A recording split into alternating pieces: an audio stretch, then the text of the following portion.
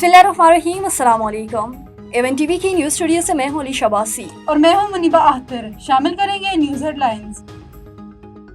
कराची में पंजाब कॉलोनी में बिजली और पानी की अदम फरामी पर एहतजाज। पंजाब कॉलोनी से डिफेंस मोड़ आने वाले दोनों ट्रैक बंद, ट्रैफिक को गुजरी अंडरपास से मुतबादिल रास्ता फराहम किया गया। कोरंगी से आने वाली ट्रैफिक हयाबान जामी की तरफ मोड़ दी गई। पुलिस और मुजाहिरीन के दरमियान मुज़ाकरात जारी। के इलेक्ट्रिक और कुंडा माफिया में झगड़े के बाद लाइट बंद।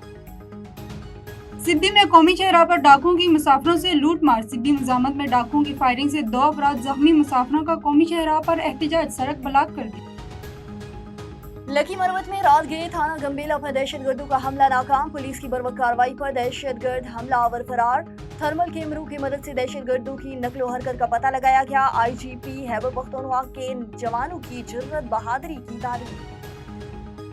बलोचिस्तान में कत्ल, 9 मुसाफिरों का मुकदमा थाना योब में दर्ज। मुकदमे में कत्ल और इंसदादे दहशतगर्दी के दफात शामिल। दुनियापुर के 2 भाई जाबर और उस्मान सुपुर्दे हाक। रकत अमेज मनाजिर। मुजफ्फरगढ़ के रिहायशी आसिफ की 3 माह कबल शादी हुई थी। दुबई से छुट्टी पर आया गुजरात का बिलावल दोस्त से मिलने क्वेटा गया था।